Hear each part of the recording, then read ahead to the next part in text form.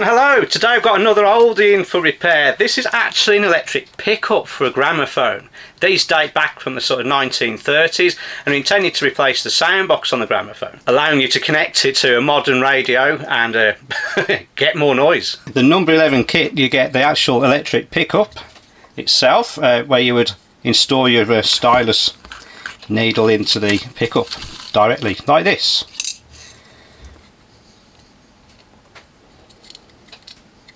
It's just very convenient today that I've got an HMV gramophone in the shop, but these have a little bayonet fitting on there, so you just twist that and it just pulls off, and the electric pickup slides straight in place of it, and then you'd play it just like normal.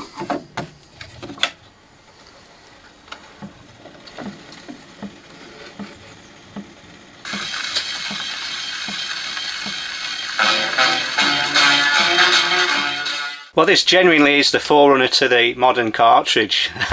They did miniaturise it down to this sort of size, as we know now. There shouldn't really be much inside this, but let's take a look. Presumably this is just a potentiometer in here. I'm hoping this is still good. Wouldn't hurt to have a little peek inside, would it? Not exactly a lot of screws.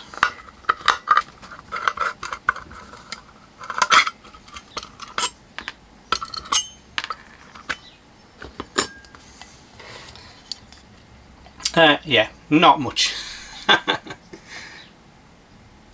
We'll just belt this out with a meter, see what it is. This should be one end of the potentiometer to the other. 123k across the potentiometer, out to the wiper. Sets about halfway. 29k, and the wiper will be here. I've got it set to halfway. 93. Well, that adds up, doesn't it? That's good. Yeah, this cable, I mean, I'd love it so. It's so of the vintage, isn't it?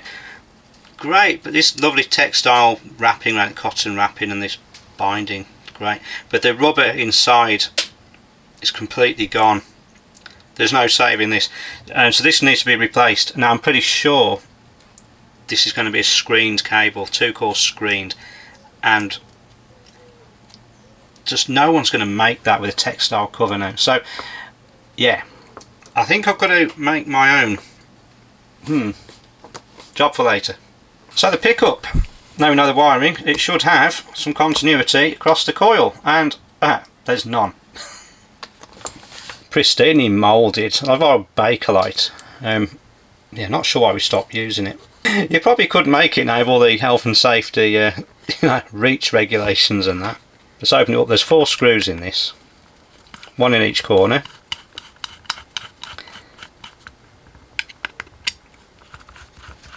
Oh, these are so well made. The threads in this are just so nice. I do love a nice piece of engineering. Stunning. I can feel a bit of resistance. Oh, you can see a coil. Oh, there's a coil. Oh, and an iron core. Oh, this is nice. I think I've got to feed the cable through. Oh, it's already open circuit. We've established that, but hopefully it might be something very simple. And there's not much to see in there.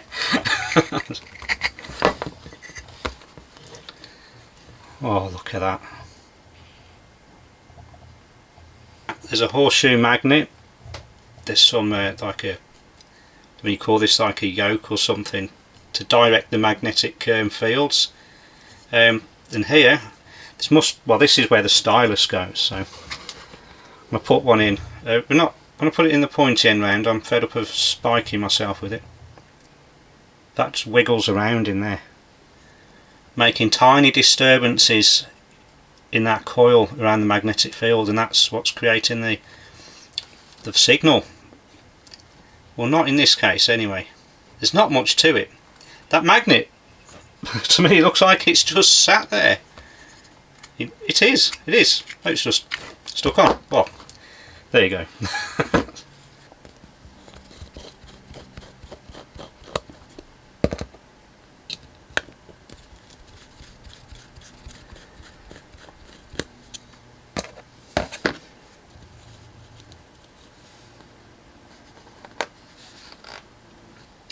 yeah, that'll be the action, just like that. Just going to undo these nuts. Oh, that was tight.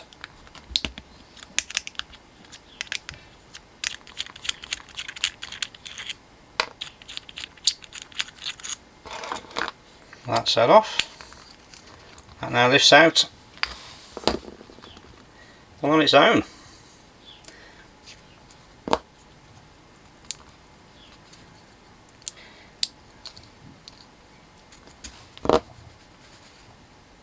Yeah, so they've tied some string around here and a knot's it's very neat.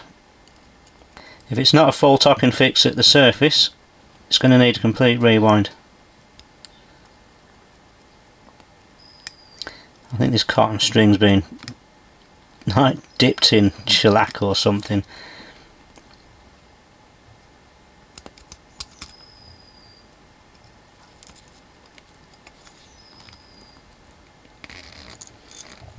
There we go.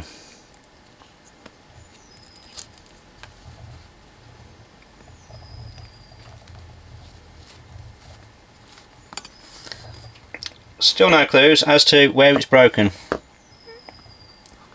Well, the next stage I think is to unpeel the layers.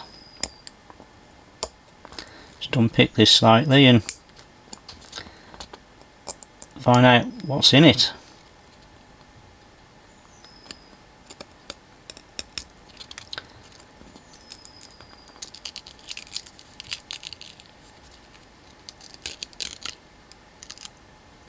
Oh well, we found the break anyway. It looks like it's possibly rotted, is my opinion. You can just, I don't know if you can see the wire there on the end of that, it's very fine. But yeah, it's all gobbed up here and there's the end of the wire. Oh, and it just keeps breaking off. I've got a bit of it there though. I've managed to unwind one turn of this, which I don't think will be missed. I'm going to see if I can reattach it to the wire. Just solder it. Let's see if we've got any continuity now. Now I've done that. Nothing at all. I think this coil's rotten. I honestly do. I think we're just going to have to rewind it. So I'll get all this old wire off, just get the bobbin back to where it should be. That's going to be hard to do. Well, that's all the wire off. Looks like ginger hair. I've just noticed in the box I've actually got two of these to fix. Twice the fun. This one's already had the parts taken out.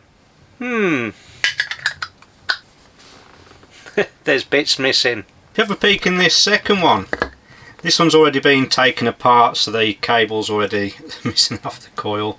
I was noticing the rubber on here, so this magnet off. This rubber is it's not as red as the other one, and it is rock hard. Oh, that's going to have to be replaced. Not sure what with. I'll find something. I'm going to be winding this with 0.05mm diameter wire. This is really fine. It's like hair, and it breaks quite easily as well. So there's no tension set on this whatsoever. The bobbin's really small, and this is a 4mm square in the centre. So I've had to make a split shaft with this so I can actually get them in.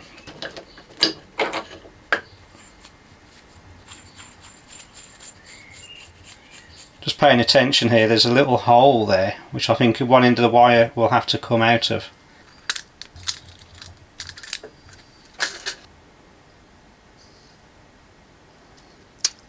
Got it.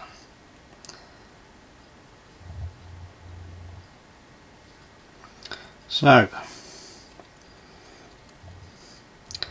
hopefully this will pop out through that hole. Oh, look at that angle. I think I accidentally found out how they did it in the first place. There we are. Very delicately put this on the spindle, put the sort of retaining nut on,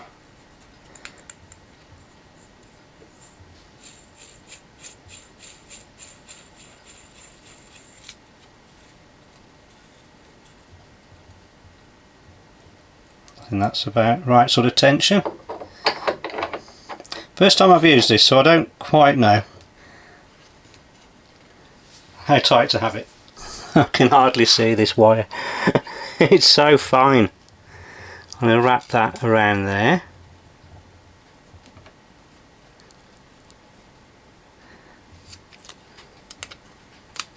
Let's put some tape over that.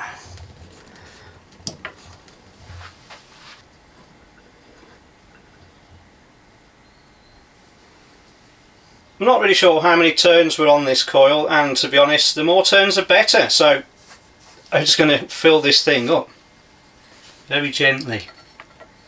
Hopefully it doesn't break.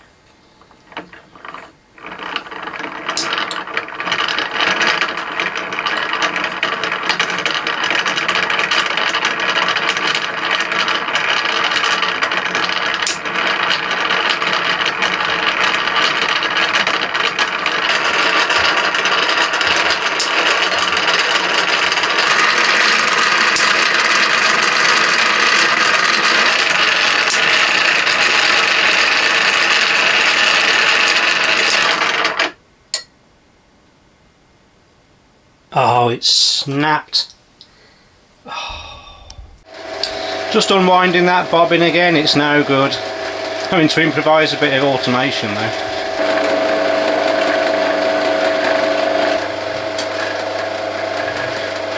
Now for this version I've ignored this. I'm not using this or this sort of looping mechanism. I'm going as straight as possible, straight from the reel just through these rollers here. Hopefully that reduces the fatigue on the wire.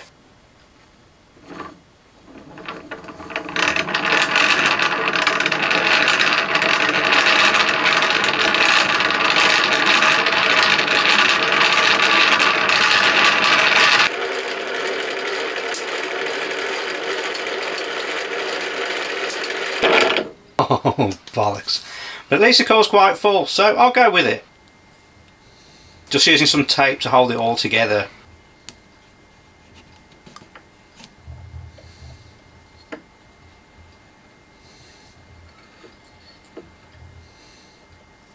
And replacing the cotton to give it the original look.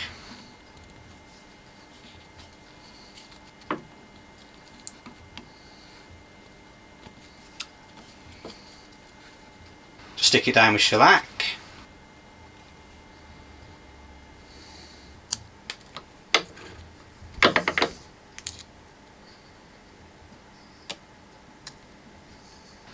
And more shellac.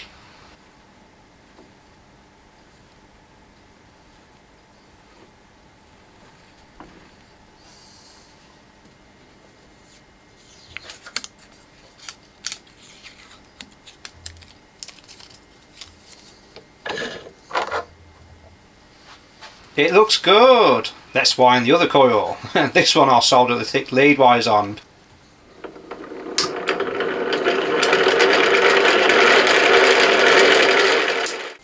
The enamel on these wires is deliberately quite heat resistant, so it takes quite a bit of soldering. I've now got both of the coils sorted, so that's the one we just finished off there. This one isn't in so bad condition, the rubber mounts on there are actually okay. Now for this one where the rubbers were gone, I've just found some rubber sleeves. These are actually cable sleeves, designed to go on something like 1.2mm diameter cable. But I reckon I can stretch these over and make it work. There we are. Got a bit of suspension now. If I just assemble this once quickly, just hold that in there.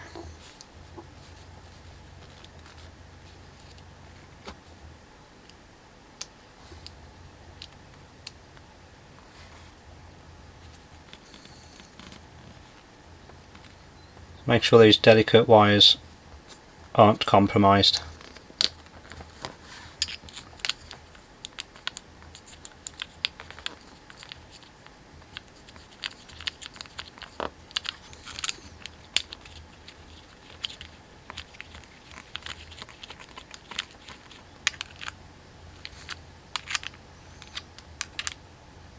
But I need another one of these, or need to replace it. It feels quite spongy.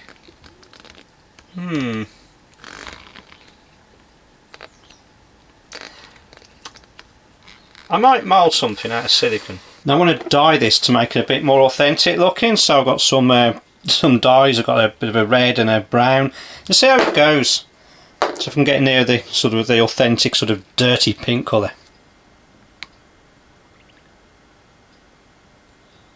A little bit goes a long way.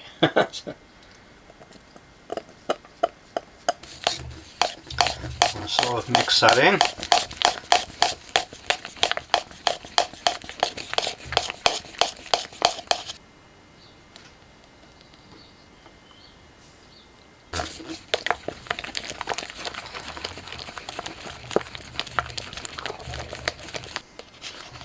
I think that's about right. Now I need to put about a gram of tin catalyst in there.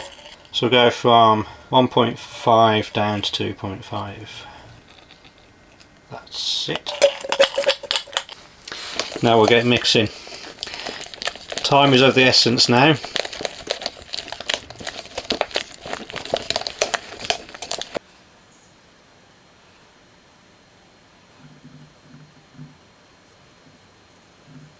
Grate the top layer off now.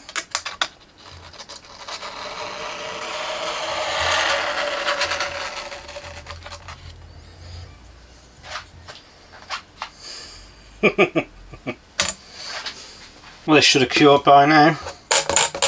Ruler's plenty well stuck to it. So the best way to get this off, just undo the clamps, I think. Probably separate itself.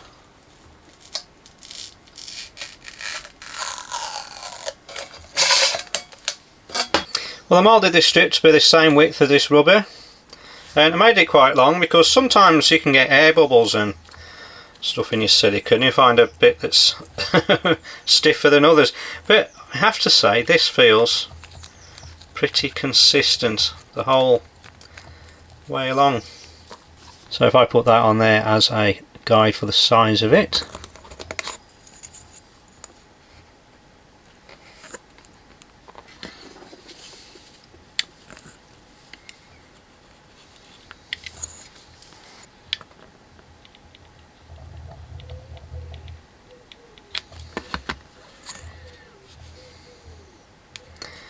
That's about it. Well, this one, the most original. Try and get that seated properly over the metal part. That feels right.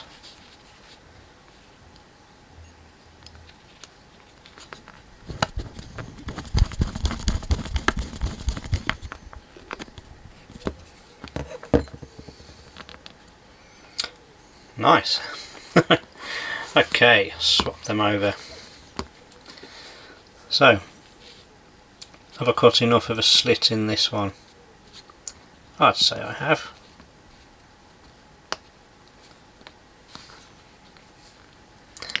Maybe not as straight.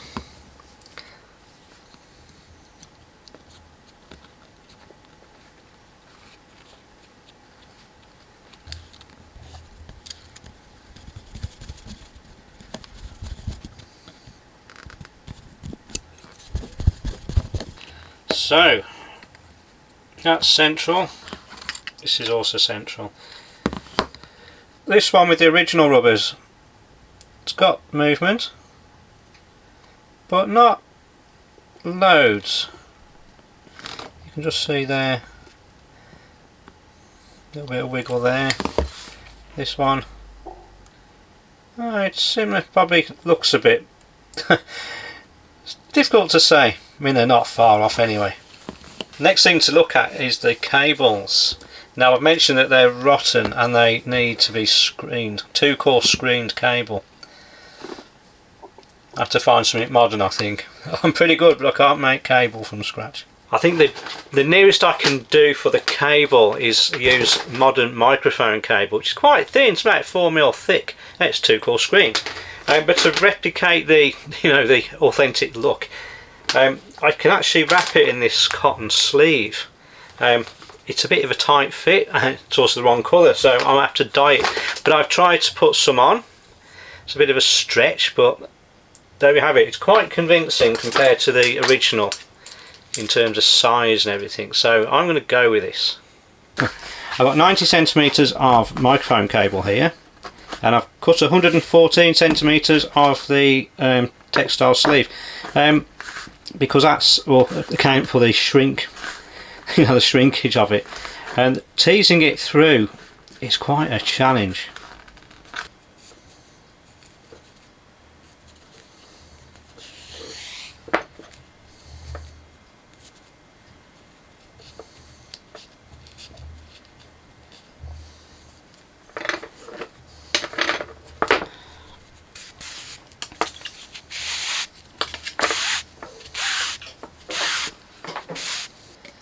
Well, I need to protect the ends of the cables because I want to use them and I don't want to put these in the dye because there's all sorts of things like salt in it or whatever.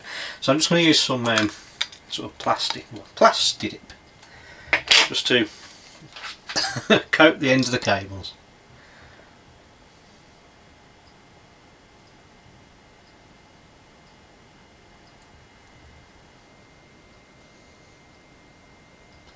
The first step to dyeing the fabric is to dampen it, so I'm just going to put it in this bowl of water.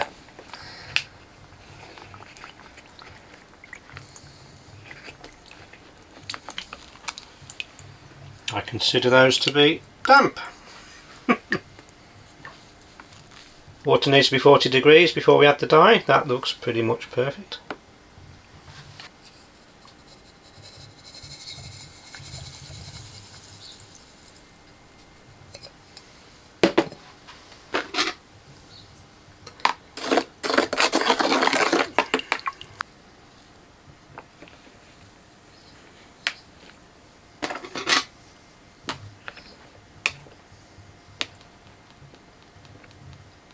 I decided I needed to keep it heated. Keep it at 40 degrees while that was a good old soak. Plastic pot's about 10 degrees ahead of it there. I'm hoping for a nice dark brown. Just turn them over, make sure they're all getting dyed.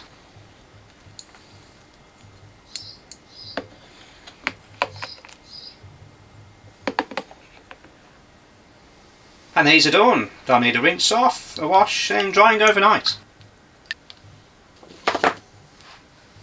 Well, this is the original cable and I'm very happy with the results here. This is my modern version of it. It's very, very close. I'm very happy with that. So, let's see. One of the things is this cable's quite a lot thicker here, so I'm going to modify this. I'm going to attach some thicker wire on the end to make it have the right sort of, to give it the right sort of robustness and the right feel for it.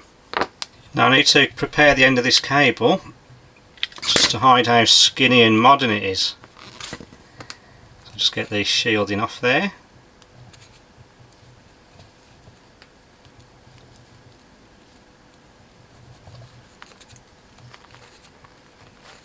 There's a few bits of fabric hanging around here.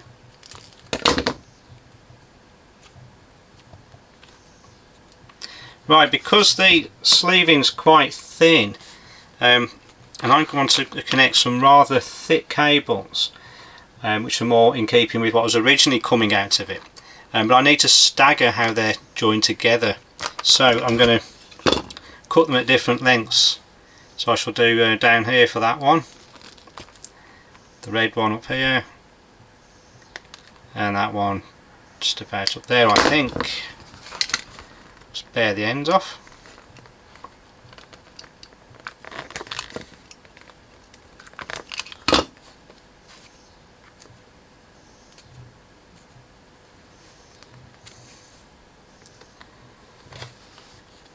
bit of fresh solder.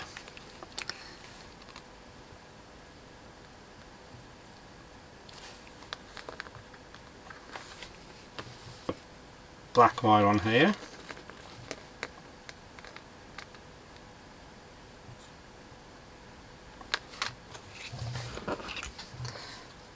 Then another black wire on this one.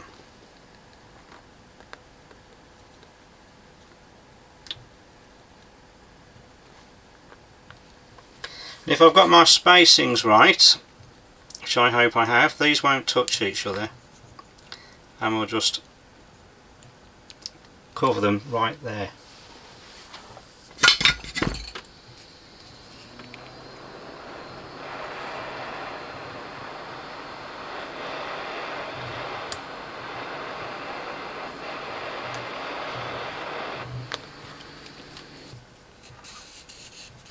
It's looking promising.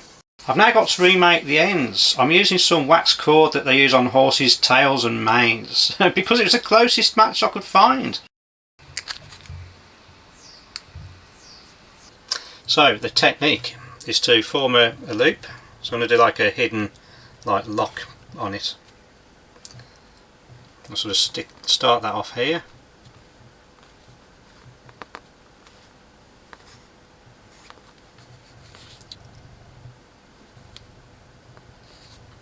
Must have been done very, very neatly, because it was originally.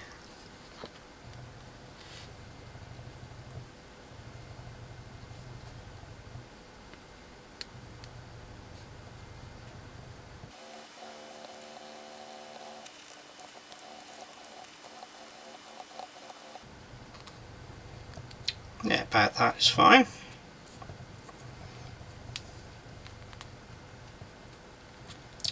So what I shall do is pass the end of this string through here. So what's going to happen now, in theory, is I pull this cord, and that's going to pull the end of this cord back underneath.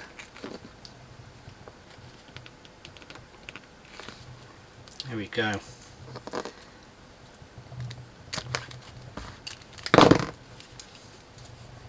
There we go. Like they did originally. And to make it a bit more secure, I'm just going to rub a bit of beeswax on it. You're probably thinking, what's he doing now? This is not to waterproof or insulate it. It's just to basically just stick it all together.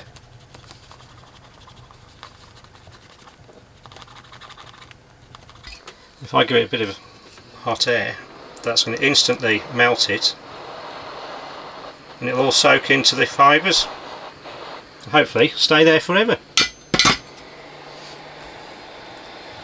Let's compare our two cables. That's the original, it's my replica. It's not too bad. I'm quite happy with that. Now for the other end, I'm just waxing this cable up as well, because it's got to get poked through a little hole in the Bakelite casing. Just going to give that a warm up as well.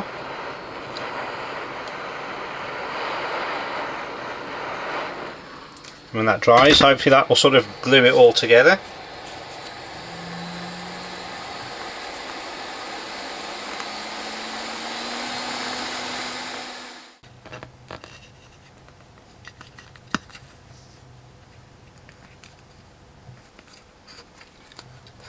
Result! We're in. So this will have a cable clamp on it to clamp it down, and then it's just going to be connected to these wires here.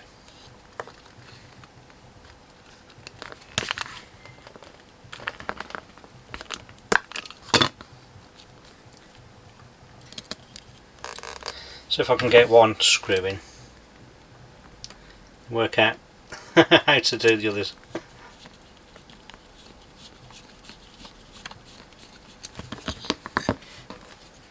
This Bakelite really does take a thread very well. It's a very good plastic, I think.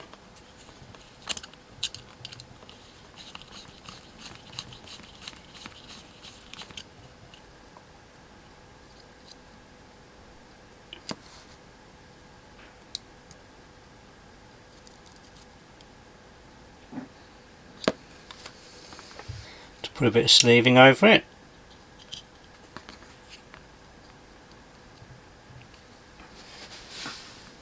Just shrink that on.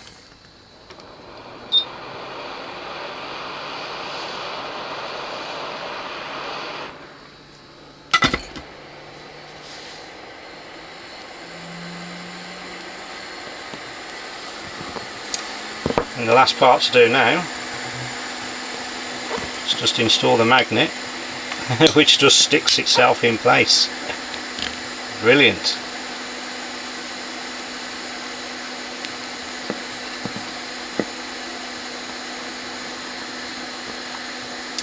I think that's about it.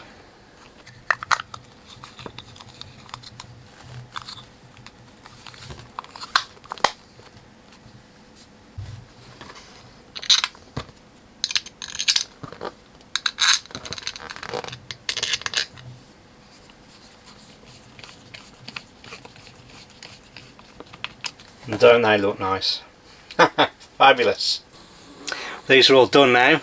I don't know about you, but I'm dying to find out how well this works. Well, we'll take the old sound box off. And we'll install our rebuilt electric pickup. Just do a little screw up there just to clamp it.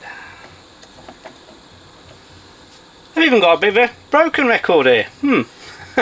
We'll try not to go over that bit. Let's not forget to crank this up a bit.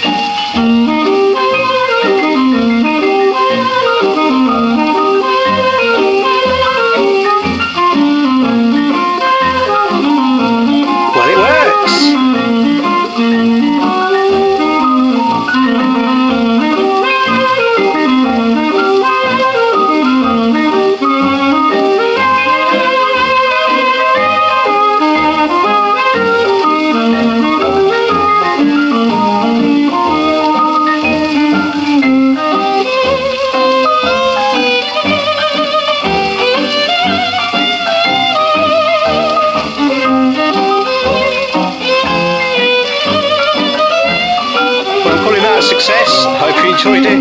Catch you next time.